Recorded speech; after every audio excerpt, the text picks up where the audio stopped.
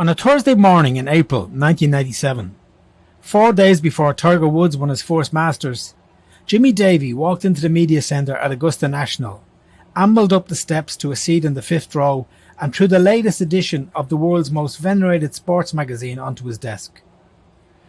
See, Sports Illustrated have discovered that athletes are doing drugs, he snorted in a thick southern drawl. I laughed and asked him if I could take a quick look.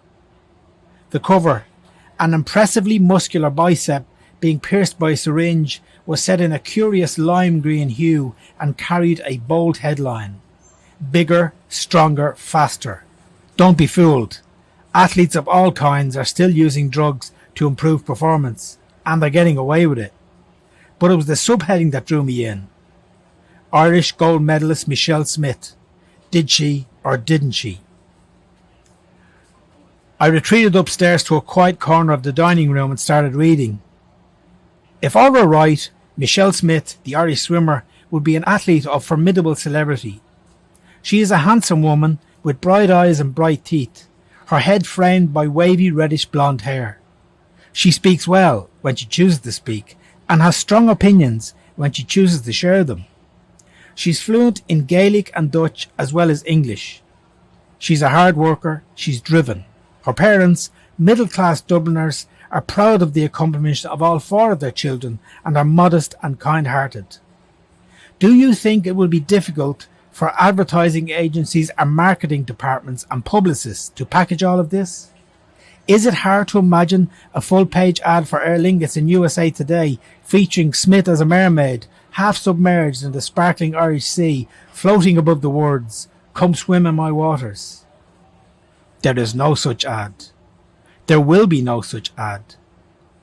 8 months after her triumphs in Atlanta, Smith is virtually ignored outside her own country and her own sport.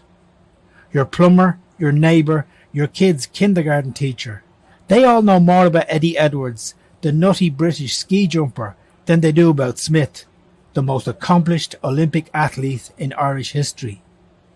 That is because Smith, with her broad shoulders and thick biceps, carries a taint. It was my first time to marvel at the genius of Michael Bamberger. Michael, great to talk to you. I just want to remind you, in 1997, I walked into the media centre at Augusta National. Don't call it the media centre, they call it the press room, isn't it? The press? They call it the press building. The press building, yes. Well, let's play due deference. And I write press building, lowercase p, lowercase b, but they write a capital P, capital B. Anyway, I walked into the press building at Augusta National, my first Masters, and read your piece on Michelle Smith that had just been published in Sports Illustrated. Yep. And here we are, almost 3 decades later, in another media centre on the eve of the PGA Championships. A home major for you. Yes. You're not a Philadelphia boy, but you've spent most of your life here. Now I have, yeah. And you came to visit me just a few years ago in our house. And do you recall this, Paul? Our house is in the city limits. Yes. And we're very proud of that because Christine, my wife, and I very much identify, like, whatever the city's problems are our problems. And whatever joys the city contributes to our life are our joys. So we feel good about that. We're out here in the horse country of the very affluent mainline. There's a different set of circumstances. And you reminded me, you wrote a piece actually about the 10 favourite Philly courses, and this only came number 6. Yeah, it wasn't my list. It was a local golf coach. Okay. But I will say his list did overlap with mine. But it did. The Aronimink was number 6. Yeah. And I would say that is about maybe where I would put it. But my tastes are quirky, probably more similar to yours. Everyone knows about Marion East, where they have the US Open. Honest to God, if I could only play Marion East or the 6,000-yard Marion West, I'm truly picking Marion West because I can make pars there. But Philadelphia Cricket Club is your home. That's my home course, and that's where I most. I didn't realise that Trading Places was set in Philadelphia. One of my favourite movies. Yeah, the Duke Brothers. The Duke Brothers. The Duke Brothers. See, when you read Michael's pieces, you learn something every day. And I always know I'm in the right place when I meet Michael on the golf course. That's nice. I feel the same way. Which is not always following the leaders. In fact, it's very rarely following Well, the do you leaders. want to tell the folks about after the Masters this year? Because I knew I was in the right place because you were there. Well, I would tell that story, except I'd only embarrass myself. Not at all. If you remember, Rory, it had just finished. We were the far side of the club press building, or the clubhouse rather, and we were waiting. I was waiting, loitering with intent. I've stolen your phrase many times. Loitering with intent for Rory to walk through, and there was actually. Were you there when Shane came through? Yes, I was. Yes, and the contrast, obviously, Yeah. Shane had a terrible last day. Yeah.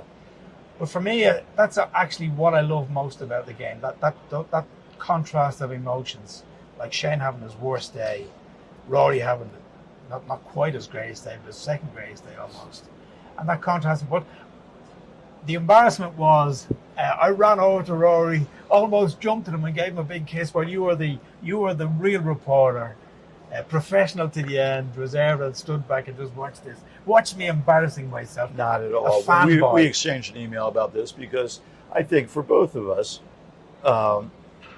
we come to writing about sport out of love of sport and a love of journalism, both. And love is the ultimate emotion. So if you don't have that for your subject in some capacity, then you're really going to probably bore the reader. We don't want to bore readers. Sure. Well, I don't think you've ever bored readers.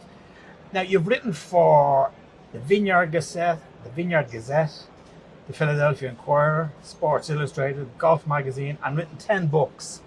Now, I don't think we're in a room here where I think 99% of the writers here would describe themselves as golf writers. I don't think you would ever describe yourself as a golf writer, or would you? Well, I would choose not to if I had the choice. I know most people, if they saw my books, most of them are about golf. But I feel like I'm a reporter first, and I'm a writer. Those two things go together. Like the writing comes out of the reporting. And I happen to love the subject of golf. I've written a lot about it.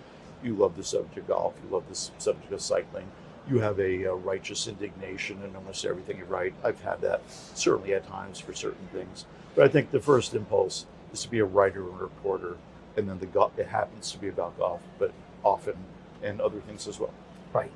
Now, the books, The Green Road Home, published in 1986, To the Linksland in 1992, Wonderland, A Year in the Life of an American High School in 2004. The Man Who Heard Voices, an absolutely exceptional book, possibly my favourite. Oh, that's cool. Thank you, Paul. On M. Night Shyamalan, who was the director of The Sixth Sense. Who had a farm.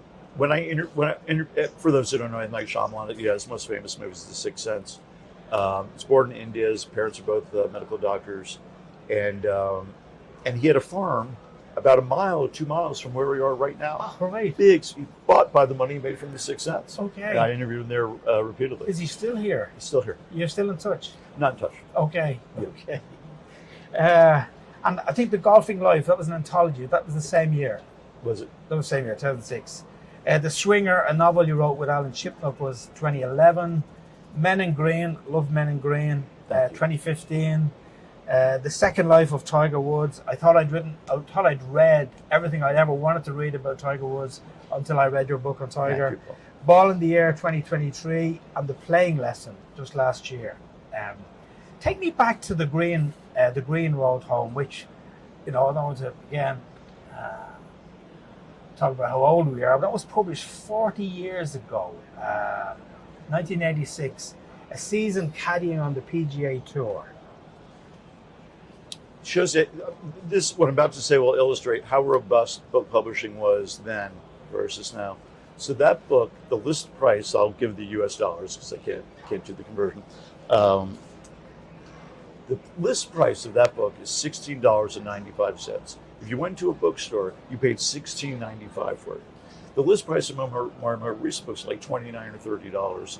And you go into the store and it says $29 or $30, and then you pay about $16.95 for it 40 years later. So obviously, unfortunately, what we love, this written word on pieces of paper, has been devalued by this thing called the internet. Yeah. But yes, so in 1985, I caddied on the Pro Golf Tour, and Um, I wanted to see the country and parts of the world. I wanted to get closer to golf. And in that period, the dominant culture of the caddy yard on the PGA Tour was still men from the South running from alimony payments. No, I'm joking, but that was sort of the vibe of the book. So here's this, middle class English major from the Northeast.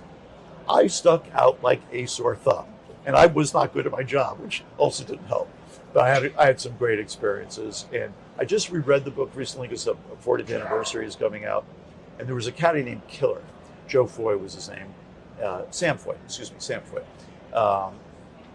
And he was from Houston, and the week of the BC Open, which was kind of like BC Open was a smaller event in Endicott, New York, and there was a softball player. The players and the caddies played each other in a softball game. There was a tournament for caddies, so it very much celebrated the caddy culture. And I was surprised to read in the book that Killer, this black man from Houston who was a real caddy, and me, who was just there on a visa, on a passport tourist visa, went out for dinner. I was like, I can't remember that happened, but I know it did because I wrote it up, or it's one sentence. I was like, well, I must have been a little bit accepted because Killer was willing to be seen having dinner with me. Right. Tell me about Brad Faxon, because he was a big part of it. That was a big part of it. Brad, I wrote to Brad out of the blue. You would not have known me at all. I was a reporter on a weekly newspaper, Martha's Vineyard. And I asked him if he'd take me on as his caddy. And he very kindly said he didn't have a regular caddy. This is how different things were then. Brad was a big deal coming out of college. And still, and played the tour successfully in 1984, and still didn't have a regular week in and week out caddy. That was common then. In other words, if there were, let's say, 125 exempt players, maybe 70 or 60 had week in and week out caddies. And the rest were sort of just, finding guys here and there. So he was willing to give me a tryout or work 1 week with me. He fired me for cause after 1 week, and we've remained friends ever since. I've actually caddied for him at least once or twice since then. And then Brad wrote a forward. Do you mind if I show you one No, thing please. here? I'm not selling a thing here. I hope people don't think I am, but I know you're interested, Paul. So this is the new edition of this. Oh, this wow. is a 40th, and the introduction is by Brad Faxon. Okay. I'm just holding it up there. And these are guys caddying. This is obviously Augusta National, for people who know the culture of Augusta National. Okay. The caddies still wear the white jumpers here. But anyway, so Brad wrote an introduction. So I said to Brad, we did this together, we did that together. I gave him a sort of litany, a list of prompts, sort of things that he might write about in the forward. He ignored all of them, completely just did his own thing, and it was an A+. So, if I could play golf like he could write, Right. I'd be in the USA. Okay. Take me from Brad Faxon to Joe Gergen, who I admit I'd never heard of before. Is that the correct pronunciation? Joe Gergen? Joe Gergen. Joe Gergen was a sports columnist. The New York Times was the paper of our childhood. And then the secondary paper on our driveway, more occasionally, was Newsday. Newsday was a tabloid and was sort of more, punch in the face kind of journalism.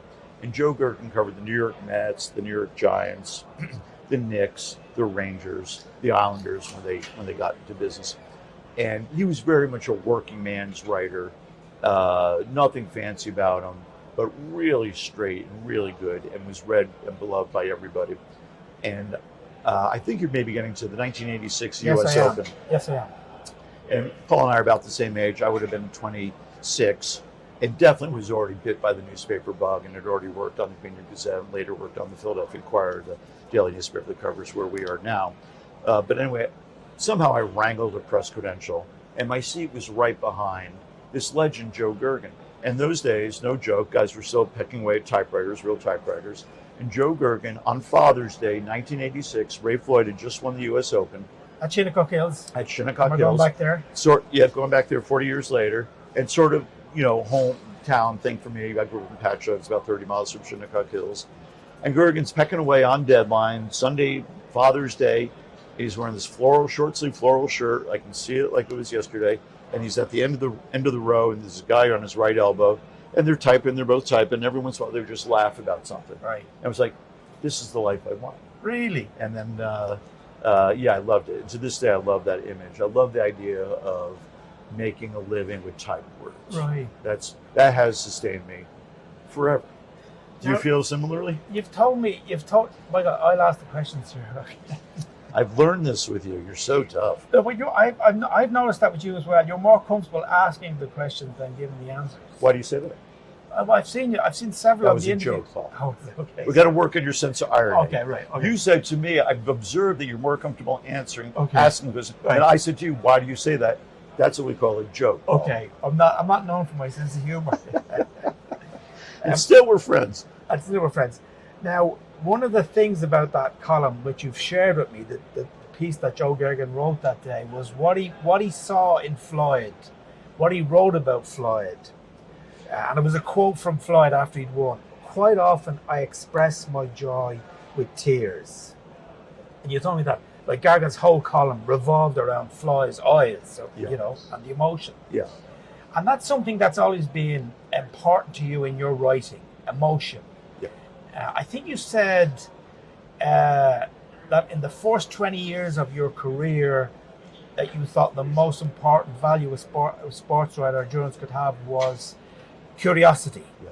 But in the last 20 years, you've put that now as number 2, and the most important value would be empathy. I really, truly, totally believe that. Yeah. Okay. Yeah.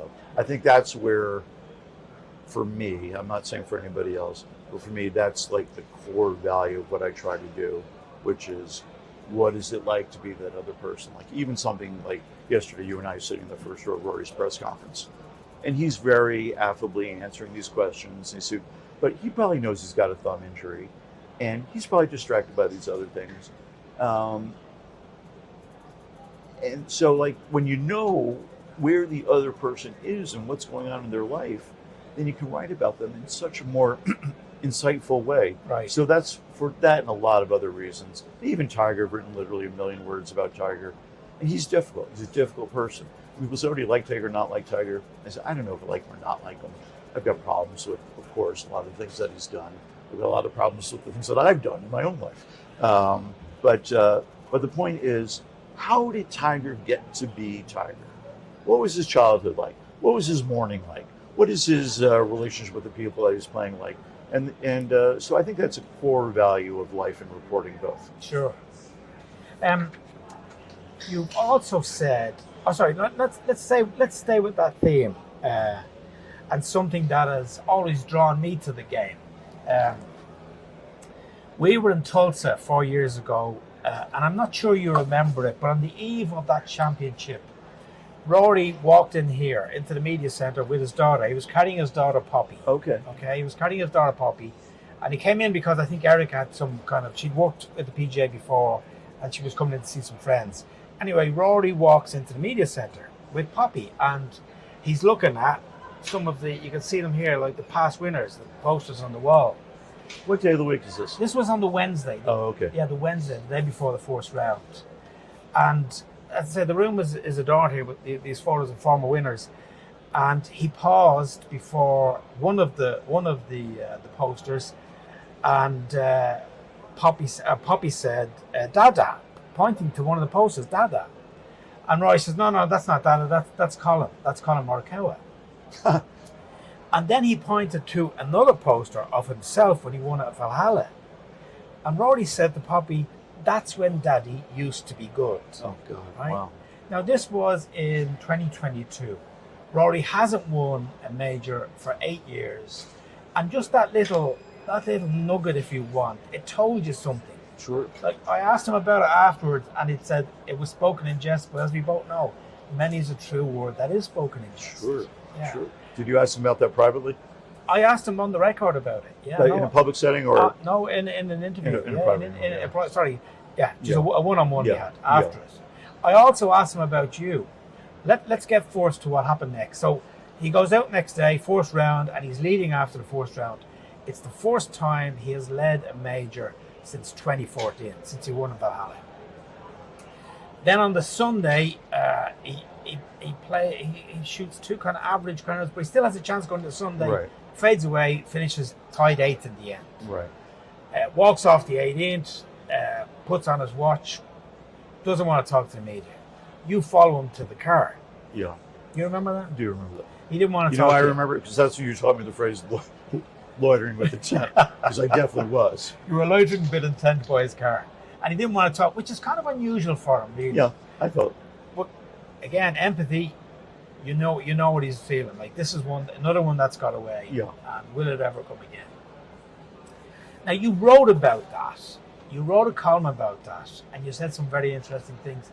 And I also quoted what you wrote in that interview I did with Rory. And let me remind you what you said.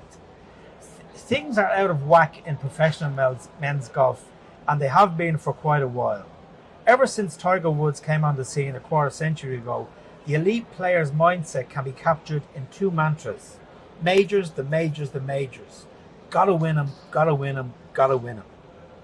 All this emphasis on the majors, and I'm as guilty as anyone who watches from the wrong side of the rope line, has created a lot of emotional upheaval. This is easy for me to say, but by putting so much emphasis on 4 weeks a year, the golfer's life, or at least his professional life, is out of balance. Yeah. Well, that's all true, but nothing's changed because I'm still very guilty of it. As we all are. Yeah. As we all are. And then Liv's made it only worse because it's dispersed the golfers all over Kingdom Come. Yeah. Is that an appropriate phrase for? No. So now there's fewer opportunities for the players all to come together.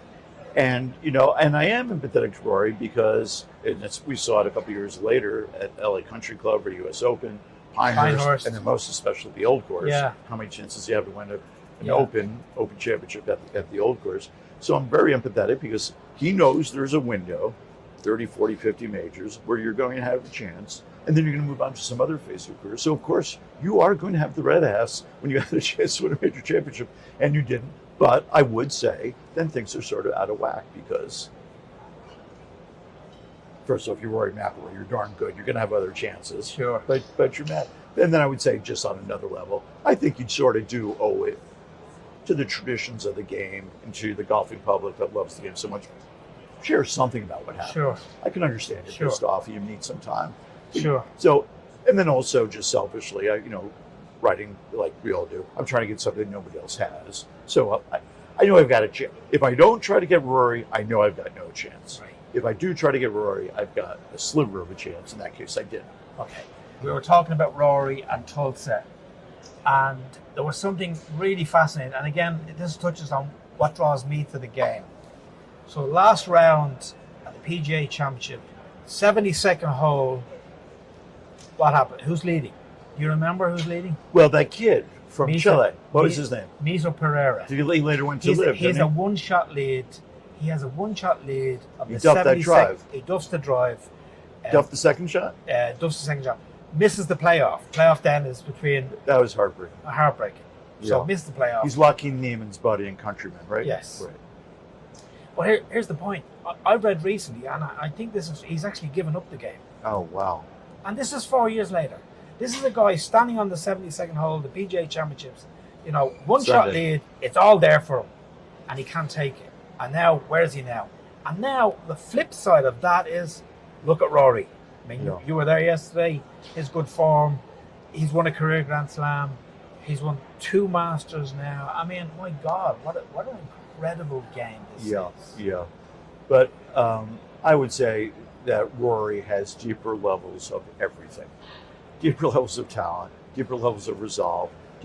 And I don't know the kid at all. But I know Rory, and we've seen his career. And the reason, deeper level of talent, resolve, work ethic, focus, a plan to get better. He's got all of that. The only reason I'm saying that is because look what he's been doing. Yeah. And that's why it's been, I've covered him since he's 19. You're probably about the same, maybe earlier in your case. You interviewed him before. I kind of interviewed him when he was 40, and he was at a Nick Faldo. He was at a Nick Faldo training weekend, and Faldo asked me just to give him experience whilst I've been interviewed by journalists. And they brought Rory in. He was one of, I think, about 20 kids there. And he sat down in front of me for a few minutes. But the first really decent interview I read from was yours in 2009, I think. You went down to California, I think, with him Yeah, down to. he was getting fit for Titleist clubs. Club. Yeah, and then I saw him play in the match play event. Yes. And I saw him play at least 1 or 2 Florida events. Went to Hollywood and saw his folks indeed. there, and saw Rory there as well. Saw his golf. And that was a club. cover piece for, I think, Sports Illustrated. It definitely was. Yes, Yeah. for that Masters. Yes, Yeah. indeed. Yeah. When he had the hair. When he had the hair, yeah, hair apparent, I think was the. The hair- Yeah, yes. we knew what we were talking about, evidently. But just to make a nod to the greatness of our profession, can you imagine working for a magazine? There's like, go to California, spend 2 weeks. Go to Florida, spend 2 weeks. Go to Hollywood, spend a week. We're not worried about the money. Yeah. Write this guy up. Yeah. And a piece that has held up pretty well because it tells you told you where Rory was at 19, and how he got there, and informs really the rest of the next 19 years. Yeah. Let's finish, Michael, with where we are now and your love of the game. You love the game. Has it changed? In the lifting, the greed. I think you found that as awful as I did, as impulsive as I did. And then the behaviour last year of the fans at the Ryder Cup, again, something else I just want no part of. Yeah, definitely. But has it changed for you? Well, there's, I would say, 2 broad ways to look at that question. One is I played last night, 9 holes. You played last night? Yeah, and I was... at the cricket club? At the cricket club. And I was 9 over through 8 holes. And I'm like, I really don't want to be 10 over for 9 holes, because that's the duffer line. For me, if I'm playing bogey golf, it's bad, but it's acceptable. Over bogey, this is a short 9-hole course. And I made a 4, par 4 on 9, to be 9 over for the 9 holes. I was like, well, that's a relief. So I still felt that emotion of, I drove it well, pitched it on, now I got a 2-putt, I managed a 2-putt. And the kid I was playing with had 18 inches. He said, good par, before I made the 18-incher. I'm like, you never say that to a yipper, because I can definitely miss from 18 inches. And I rattled it right in there. Okay. Leaving the flag stick in has been the best new development in golf for me ever. My thing is try to rattle against the flag stick. I try to. I usually just yip it on in there, but I try to rattle. So that part hasn't changed. My love and joy of the game, of playing myself, is the same as forever. But yes, the professional game, the bloom is off the rose, because the players have sort of revealed themselves to be just like any ordinary person, which is they want the money, they want the money, they want the money. Right. And I always thought romantically, I thought they wanted the game and the money came from it. As a writer, you thought that, did you? I probably pretended I thought it. I don't know if that's possibly really true. But I would say this, Paul: if you have the purses with Tiger Woods and Rory McIlroy and Brad Faxon and Mike Donald and other friends of mine and other people I've covered over the years, would they have done anything different with their life if they were playing for half the money? Of course not. Right. Because they were drawn to the game for the game's sake. Right. So when you see Bryce DeChambeau, trying to make $500 million or whatever he's trying to make, or I'll come back if they want me, just play golf. Because the game is enough. As we know, the game will reveal everything about you to yourself, right, and to the public, if you're playing public golf like these people are, and give us stuff to write about. And isn't that rich enough? It is. Are the players less interesting now? I mean, think about Men in Green. Oh my God! I mean, just the stories, their lives. Arnold. Just incredible. Are the players less interesting? I'm sure we're going to sound like men in our 60s when we say this. Yeah. Definitely, they were more interesting then. Yeah. They were more interesting people because they didn't grow up coddled. They figured out the game for themselves. They figured out life for themselves. They didn't have the entourage around them. They weren't in the bubble. They talked to reporters. They went out for dinner. They talked to the waitress. They tried to pick up girls. They got rejected. They did this. They did that. They led rich, interesting, colorful lives. Yeah. So they were more interesting. Right. Does that make it harder for you then to write about the current? It's made it harder for me to get to know them because they don't want to spend any time with me. Sure. But sure. I recognize that things change, and it puts more of an onus on us to find other ways to get at them. But as someone who's trying to write about them insightfully and with some empathy, there are more boundaries now to getting there. Right. Because I've never had a meal with Nick. I kind of missed the names there. Never had anything with Tiger Woods ever. since covering him since he's Right. a teenager. Right. Whereas, for many years, including now, I would like to think, I could get Jack Nicklaus on the phone or go to his office. I mean, I had a 4-hour lunch once with Jack Nicklaus. Right. He drank iced tea for 4 hours and was not a young man and never had to use the gents once. Oh, right. Okay. That speaks to something about It the man. certainly does. Well, let's not get into prostate issues because I've got dealing with one of those myself at the moment. Wish you a lot of If luck I could with offer that. you a 4-hour lunch with one of the players this week, Is Molinari in the field? you mentioned I know he's not. you love I do. Molinari. I would go Tom. I think Tommy Fleetwood, Jordan Spieth. I Okay. love both those guys, but probably really, truly, with truth serum, we're going to give the guy truth serum. Yeah. Probably Rory. You've done it. Yeah. You don't even have to give him truth serum. He's No, just truthful I with don't. you. I don't think he needs it. I don't think he needs it truth either. serum. I really don't think. I love when he said yesterday, I admit when I'm wrong. He's just a real person. Probably Rory, but maybe not because you've written about him already with such depth. If you could really, truly give him truth serum, he's out in the field. Tight. Yeah. For sure.